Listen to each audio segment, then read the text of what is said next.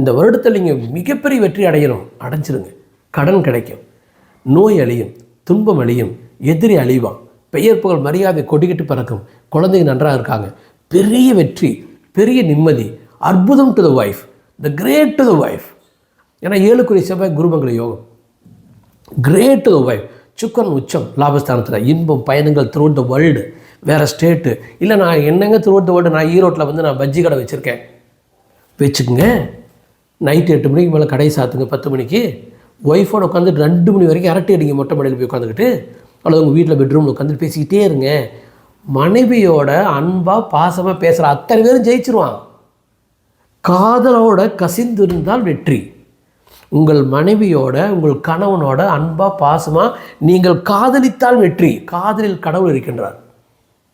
அந்த காதலிக்கிற பொழுது ஆள் மனதில் நான் பணக்காரன் ஆகிட்டுக்கிறேன், நான் பணக்காரி ஆகிட்டுக்கிறேன்னு சொல்லிக்கிங்க, நீங்கள் ஜெயிச்சிடலாம்.